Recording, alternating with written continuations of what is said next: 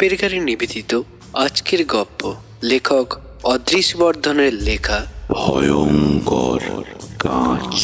গপ্প পাঠে professor nut bolt ও সাকুচির ভূমিকায় অনুপম, গপ্পের সূত্রধার ও পোস্টার ডিজাইনিংয়ে শুভদীপ, সাউন্ড ডিজাইনিং ও প্রোডাকশানে অর্ণব। শুরু হচ্ছে আজকের গপ্প ভয়ঙ্কর কাঁচ।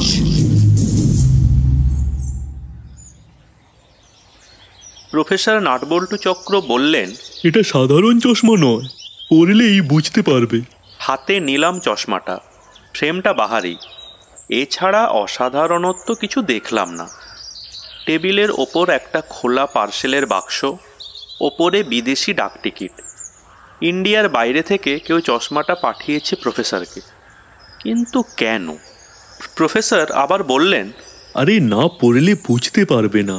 অগত্যা চোখে দিলাম চশমাটা। অমনি প্রফেসর মিলিয়ে গেলেন। মিলিয়ে গেল তার ল্যাবরেটরি।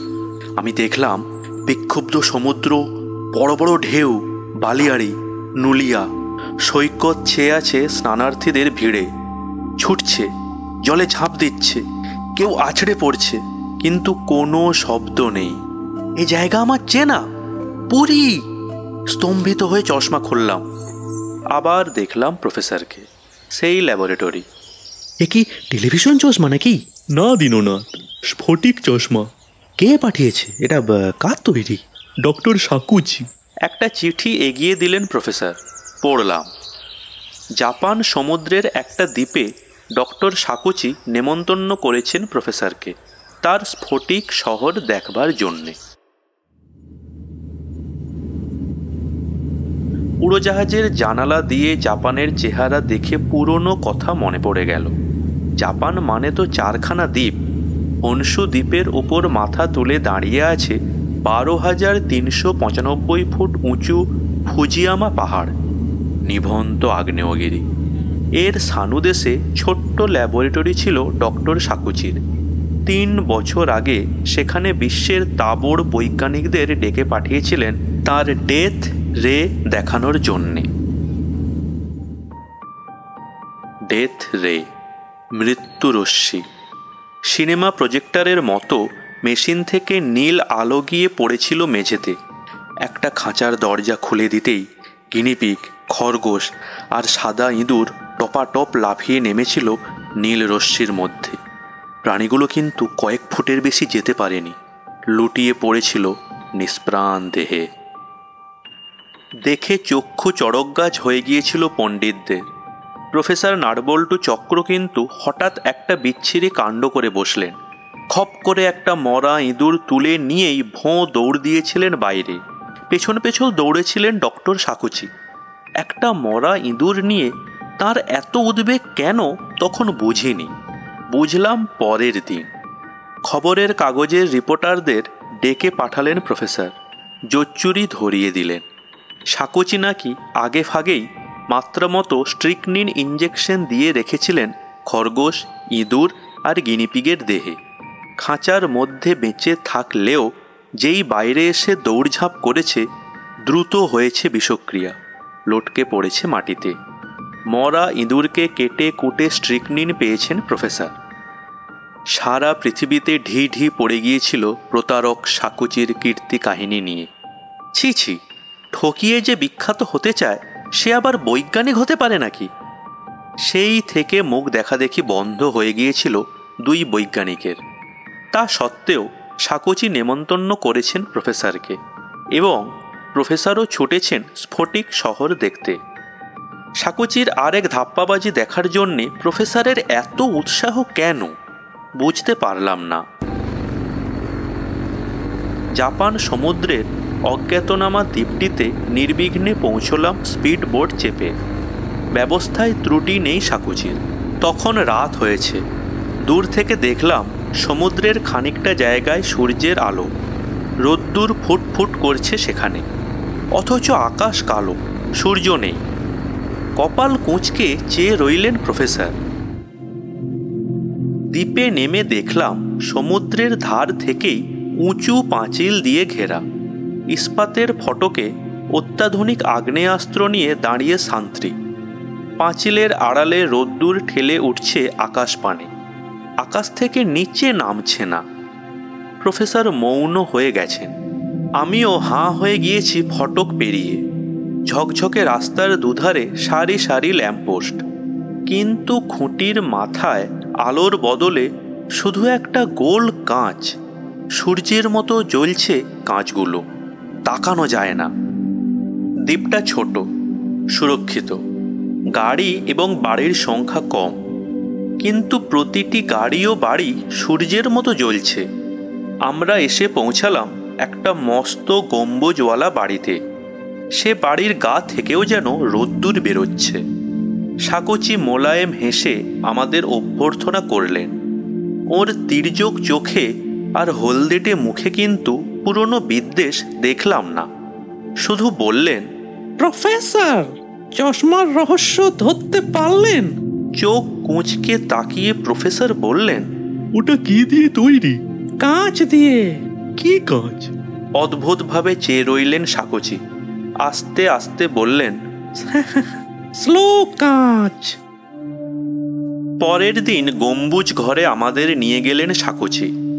বিশ্ববিখ্যাত ভণ্ড বৈজ্ঞানিক, কিন্তু আচরণে অসীম আত্মপ্রত্যয়। বিজাপুরের গোল গম্বুজের মতো বিরাট গম্বুজ, ওপর থেকে নিচ পর্যন্ত শুধু কাঁচ দিয়ে মোড়া, অন্ধকার কাঁচ, আলোর প্রতিফলন নেই। ঠিক মাঝখানে বসলাম আমরা, অনেক যন্ত্রপাতি সেখানে। সাকচি অমায়িক হেসে বললেন, প্রফেসর, আপনাকে আমি এবার বরফের দেশে নিয়ে যাব, সেখান থেকে মেঘের ওপারে, তারপর সমুদ্রের তলায়। সিনেমা? আজ্ঞে না, স্লো কাঁচ। মানে যে কাঁচের মধ্যে দিয়ে আলো যায় খুব আস্তে। বলেই ঘর অন্ধকার করে দিলেন সাকচি। অমনি গম্বুজের ওপর থেকে মেঝে পর্যন্ত দেখলাম মেরু অঞ্চলের বরফ ঢাকা দৃশ্য। আমি যেন বরফের দেশে বসে রয়েছি, অথচ কোনো প্রজেক্টর নেই, কোনো আলোক সম্পাত নেই। পরক্ষণেই মেরু দৃশ্য অদৃশ্য হয়ে গেল। আমরা এখন মেঘের ওপরে, সবুজ পৃথিবীর ওপরে উঠে গেছি, যেন স্যাটেলাইটে বসে বেগে পৃথিবী প্রদক্ষিণ করছি। দৃশ্যগুলো কিন্তু দেওয়াল মোড়া কাঁচ ফুঁড়ে বেরিয়ে আসছে। ভারী আশ্চর্য তো। জোচ্চুরিটা ঠিক কোথায় কিছুতেই ধরতে পারছি না। হঠাৎ দেখলাম আমরা সমুদ্রের তলায়। ভয়ে আর একটু হলে চেঁচিয়ে উঠেছিলাম আমি। মাথার ওপর আশেপাশে শুধু জল আর জল, গভীর জল। সূর্যের আলোও যায় না সেখানে। জলজ উদ্ভিদ, রঙিন প্রবাল আর অদ্ভুত মাছের সারির মধ্যে থেকে সহসা কিলবিল করে এগিয়ে এলো অনেকগুলো দানবিক সুঁড়। স্কুইড! অপার্থিব চাউনি নিবদ্ধ আমাদের দিকে। দপ করে জ্বলে উঠল ঘরের আলো। দেওয়ালের কাঁচ আবার অন্ধকার হয়ে গিয়েছে। মিটিমিটি হাসছেন সাকচি। বললেন বিমূঢ় প্রফেসরকে, এবার আর স্ট্রিকনিনের জোচ্চুরি নয়, এই কাঁচ দিয়ে আমি ভুবন বিখ্যাত হব। কি করে? বললাম না, এ কাঁচ দেখতে স্বচ্ছ মনে হলেও স্বচ্ছ নয়। এর ভেতর দিয়ে আলো যায় খুব আস্তে। রাস্তায় যে নকল সূর্য দেখলেন, ওগুলো সারা দিন সূর্যের আলো শুষে নিয়েছে, ছাড়বে সারা রাত ধরে। যে চশমাটা আপনাকে পাঠিয়েছিলাম তা দিয়ে পুরীর দৃশ্য দেখা হয়েছে 3 মাস আগে। পুরো দৃশ্যটা কাঁচের মধ্যে দিয়ে এপাশে আসছে 3 মাস পরে। এই মাত্র দেওয়ালে কাঁচের গায়ে যে ছবি দেখলেন, তাও ওইভাবে ধরে আনা হয়েছে। কাঁচগুলো রাখা হয়েছিল বরফের দেশে, পাঠানো হয়েছিল পৃথিবীর বাইরে স্যাটেলাইটের ওপর, ডুবিয়ে রাখা হয়েছিল সমুদ্রের তলায়। ঠিক ক্যামেরার মতো ছবি উঠে গেছে ওতে, অথচ ওটা ক্যামেরা নয়, শুধু কাঁচ। বিশেষ স্ফটিক। প্রফেসর নাটবল্টু চক্র শুধু একবার ঢোক গিললেন। বেশ বুঝলাম মাথা ঘুরে গিয়েছে তার। খুশি হয়ে বললেন সাকুচি, বাড়ি আর গাড়ি এসব থেকে কেন রোদ বেরোচ্ছে জানেন? যে রং মাখিয়েছি তার মধ্যেও আছে এই স্ফটিক পাউডার। সারা দিন সূর্যের আলো সঞ্চয় করেছে, ছাড়ছে সারা রাত। প্রফেসর, এখন থেকে কেউ আর ক্যামেরা কিনবে না। আরে আমার এই স্লো কাঁচি তো ক্যামেরা, দেখবেন? বলেই একটা চৌকোনা প্রিজম প্রফেসরের মাথার পেছনে ধরলেন সাকুচি। তারপর নিয়ে এলেন সামনে। দেখলাম প্রফেসরের টেকো মাথা আর ঘাড় ফাটা পাঞ্জাবির ফটো তার মধ্যে। প্রফেসর দেখলেন এবং আরেকবার খাবি খেলেন। আচ্ছা জব্দ হয়েছেন সাকুচির হাতে। কোনো মতে বললেন কাষ্ঠ হেসে, তাহলে কি কাঁচের মধ্যে ছবিগুলো যখন খুশি বার করা যায় না? ভালো প্রশ্ন করেছেন। এতদিন তা পারিনি। বসে থাকতে হয়েছে কাঁচ ফুঁড়ে ছবি ফুটে ওঠার প্রতীক্ষায়। কিন্তু এখন পারি। কিভাবে? সেইটাই আমার মন্ত্রগুপ্তি প্রফেসর। আমি রেগুলেটর দিয়ে কাঁচের মধ্যে বন্দি দৃশ্যগুলো ঠেলে বার করে আনতে পারি আস্তে আস্তে, অথবা এক নিমেষে, দেখবেন? বলে কলকবজায় হাত দিলেন সাকুচি। আমি এতক্ষণ স্রেফ হকচকিয়েছিলাম ভদ্রলোকের সুন্দর মুখের পানে। সুপ্রাচীন মিনামোটো ফ্যামিলির ছেলে তো, খানদানি চেহারা। একটু হেঁট হয়ে কি যেন করছেন সাকুচি। হঠাৎ অ্যাপারেটাসের ফাঁক দিয়ে পলকের জন্য দেখলাম ওর মুখটা। সে মুখ ক্রূর, কুটিল এবং ভয়ঙ্কর। কিছুক্ষণ আগের অমায়িক হাসির লেশ মাত্র নেই। চোখের ভুল না তো? সাকুচি আমার দিকে পেছন ফিরে কি যেন তুলে নিয়ে চোখে লাগালেন। তারপর ঘুরে দাঁড়াতেই দেখলাম ঘোর কালো কাচের চশমা পরেছেন। পাতলা ঠোঁট দুটো ইস্পাতের ঠোঁটের মতো চেপে বসেছে হলদে দাঁতের ওপর। বললেন চিবিয়ে চিবিয়ে, প্রফেসর নাটবল্টু চক্র, ইহ জন্মে যাতে আর কারো জোচ্চুরি ধরতে না পারেন সেই দৃশ্যই দেখুন এবার। বলেই হাত দিলেন একটা নিকেল করা হাতলের ওপর। জুবুথুবু প্রফেসরের হাতে পায়ে যে এত বিদ্যুৎ সঞ্চিত ছিল জানতাম না। চোখের পলক ফেলবার আগে উনি ছিটকে গেলেন সাকুচির পানে।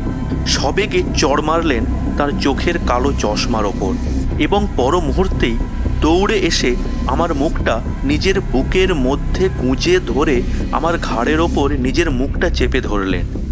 সঙ্গে সঙ্গে একটা তীক্ষ্ণ আর্ত চিৎকার শুনলাম।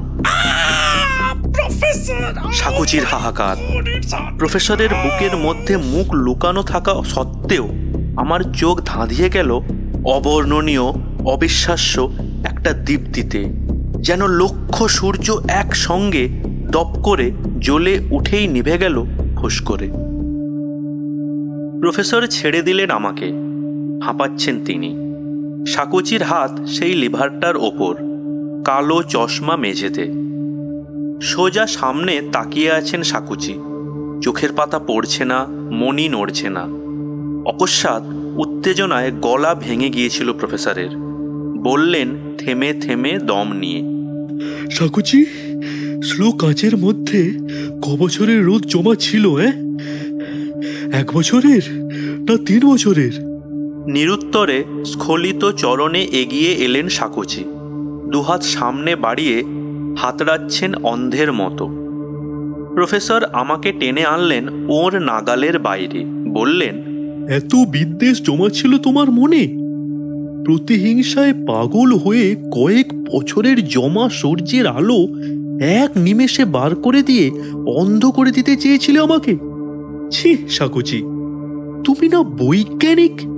চকিতে বুঝলাম সাকুচি অন্ধের মতো কেন হাতড়াচ্ছেন। কারণ উনি নিজেই অন্ধ হয়ে গিয়েছেন। কালো চশমা পরে নিজের চোখকে বাঁচিয়ে উনি আমাদের চোখ নষ্ট করতে গিয়েছিলেন, পারলেন না প্রফেসরের প্রত্যুৎপন্ন মতিত্বের জন্যে। 2 পা এগিয়ে এসে বিকৃত বিকট স্বরে বললেন সাকুচি, কোথায় কোথায় তুই, ইউ পিটি সোয়াইন? এখানে গলাটা টিপে যদি না মারতে পারি তো। অন্ধ মানুষের এত রাগ ভালো নয় সাকুচি। আর একটু সরে এসে বললেন প্রফেসর, তার চাইতে বরং স্লো কাঁচের ফর্মুলাটা যদি বলো তাহলে সারা দিনের ফটো দিয়ে কন্ট্যাক্ট লেন্স বানিয়ে দেব তোমায়, রেটিনায় একটু চিরে দিয়ে দেব। আজকের দৃশ্য তুমি কালকে দেখতে পাবে অন্ধ হয়েও। রাজি? রাজি হয়নি সাকুচি। স্ফটিক ফর্মুলাও ফাঁস করেনি।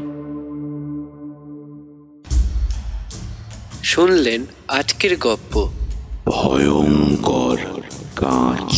গপ্পটি কেমন লাগলো আমাদের কমেন্ট করে জানান। যদি ভালো লাগে তবে লাইক এবং চ্যানেলটিকে সাবস্ক্রাইব করুন।